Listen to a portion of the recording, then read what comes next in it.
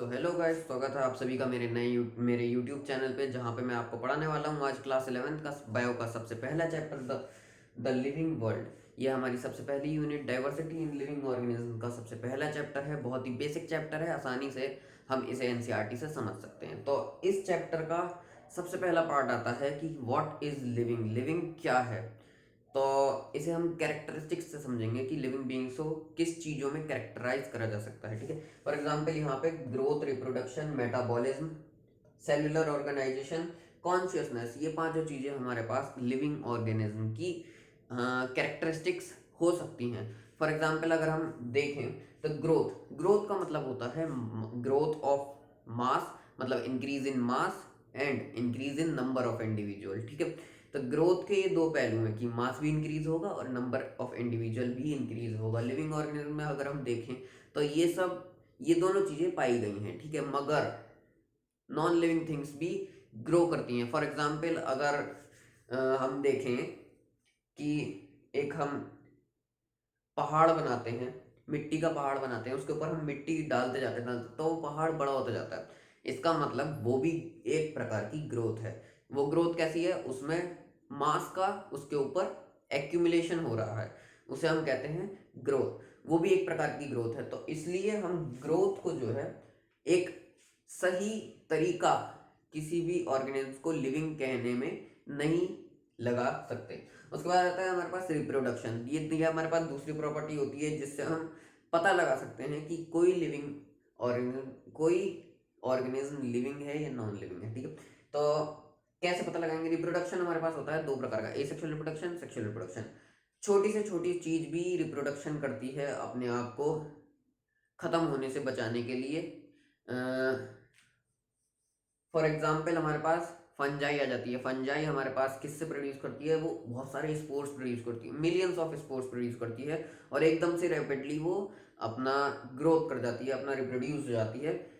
दूसरा एग्जाम्पल अगर हम देखें एनसीईआरटी में जो है हाइड्रा, हाइड्रा हो गया हमारे पास, हाइड्रा और ईस्ट हो गया हमारे पास। इन सब में बडिंग होती है। बडिंग मतलब एक छोटे सा प्लांट उसमें जुड़ जाता है, मतलब बड निकल जाती है एक, और फिर वो अटैच डिटैच हो जाती है, अलग हो जाती है, एक नया ऑर्गेनिज्म ग्रो कर जाता है। ठीक है, उसके बाद आते हैं हमारे पास मेटाबॉलिज्म पे।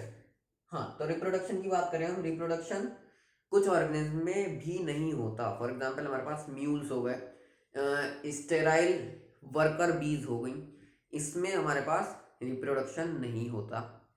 और किस किस में नहीं होता, इनफर्टाइल ह्यूमन कपल्स में नहीं होता। ठीक है, तो ये कुछ एक्सेप्शंस हैं। ठीक है, इन्हें हम बाद में छोड़ देते हैं, अभी बाद में पढ़ लेते हैं। यानी कि रिप्रोडक्शन भी हमारे पास एक कैरेक्टरिस्टिक हो सकती थी, लेकिन वो इतने अच्छे से डिफाइन नहीं कर पा रही। तीसरी प्रॉपर्टी आ जाती है हमारे पास मेटाबॉलिज्म। मेटाबॉलिज्म क्या होता है, मेटाबॉलिज्म का मतलब हो गया हमारे पास जैसे हम खाना खा रहे हैं तो डायरेक्ट खाना तो नहीं निकल रहा, वेस्ट मटेरियल ही तो निकल रहा है, तो अंदर कुछ एक्टिविटी हो रही है हमारे पास। अंदर एक्टिविटी का मतलब हो रहा है कोई कुछ मेटाबॉलिज्म हो रहा है अंदर। ठीक है, कोई प्रोसेस चल रही है अंदर। मेटाबॉलिज्म कहें तो दो प्रकार के होते हैं हमारे पास, कैटाबॉलिज्म, एनाबॉलिज्म। कैटा मतलब कट जाना यानी कि ब्रेक डाउन होना, और एनाबॉलिज्म मतलब जुड़ जाना। ठीक है, तो दो प्रकार की प्रोसेसेस होती हैं मेटाबॉलिज्म में। ये दोनों ही एक कैरेक्टरिस्टिक फीचर हैं एक लिविंग बीइंग की। ठीक है, तो जितने भी लिविंग बीइंग होंगे उसमें मेटाबॉलिज्म होगा ही होगा, प्रोसेस होंगी उसके अंदर। ठीक है, यूनिसेलुलर ऑर्गेनिज्म हो गए जैसे अमीबा हो गया, उसमें वो अपने प्रे को, अपने फूड को एंगल्फ करने के लिए सूडो एक फुट बनाता है, सूडो फुट उसे हम कहते हैं। ठीक है, तो ये सब प्रोसेस है, उसके अंदर चलने वाली प्रोसेस है, मेटाबॉलिज्म कहलाता है। ठीक है, उसके बाद आते हैं, इसलिए मेटाबॉलिज्म जो है एक कैरेक्टरिस्टिक फीचर है एक लिविंग ऑर्गेनिज्म का। ठीक है, उसके बाद आते हैं सेलुलर ऑर्गेनाइजेशन। सेलुलर ऑर्गेनाइजेशन छोटे से छोटे या फिर कॉम्प्लेक्स से कॉम्प्लेक्स बॉडी जितनी भी ऑर्गेनिज्म की है उन सब में सेलुलर ऑर्गेनाइजेशन देखने को मिलेगा। फॉर एग्जांपल ह्यूमंस में देख लेंगे, ह्यूमंस में हमारे पास पूरा एक ऑर्गन सिस्टम है, सारे ऑर्गन एक दूसरे के साथ मिलकर काम कर रहे हैं और ह्यूमन बॉडी चलाते हैं। ठीक है, तो सेल्युलर ऑर्गेनाइजेशन भी एक कैरेक्टरिस्टिक फीचर है किसका, हमारे पास एक लिविंग बीइंग का। ठीक है, उसके बाद आता है हमारे पास कॉन्शियसनेस। कॉन्शियसनेस क्या होती है हमारे पास कॉन्शियसनेस, मतलब हमारे सराउंडिंग्स जितनी भी होती है हमारे पास चारों तरफ की, उनका पता रहना, उसे हम क्या कहते हैं, कॉन्शियसनेस। फॉर एग्जाम्पल हमारे पास आ जाती है जैसे सनफ्लावर ले लेते हैं, हम एक एग्जाम्पल ले लेते हैं सनफ्लावर। वो जहाँ पे सन होता है उसी की तरफ को उसकी डायरेक्शन हो जाती है, तो अपने चारों तरफ की सराउंडिंग्स का उसे पता है, वो महसूस कर सकता है कहाँ से सूरज की रोशनी ज़्यादा आएगी, और वो वहीं उसी डायरेक्शन में मुड़ जाता है। इसका मतलब वो एक लिविंग बीइंग है, प्लांट एक लिविंग बीइंग है। चाहे आप देख लेंगे कहीं भी जहाँ पे सन होगा वहीं पे ही पत्तियां मुड़ जाएंगी प्लांट की, ठीक है। ऐसे ही ह्यूमन बीइंग्स का होता है हमारे पास। अगर हम ज़्यादा सर्दी में जाते हैं कहीं, तो हम आग जला लेते हैं, हमें पता होता है कि हमें सर्दी लग रही है, ठीक है।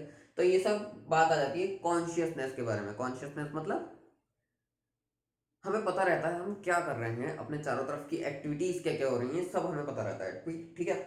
तो ये हमारे पास 5 कैरेक्टरिस्टिक्स हो गई हमारे पास सबसे पहले चैप्टर का, हमारे पास पहला पार्ट खत्म हो गया, ठीक है। तो गाइस बताना कैसी वीडियो लगी। पहली वीडियो थी, थोड़ा नर्वस भी हूँ मैं कैमरे के सामने। और अगर पसंद आई हो तो लाइक करना, एनसीईआरटी बेस्ड है सारा, ठीक है। लाइक करना, सब्सक्राइब करना, और कमेंट सेक्शन में बताओ कि क्या चीज़ बदलनी चाहिए मुझे। Okay bye, thank you.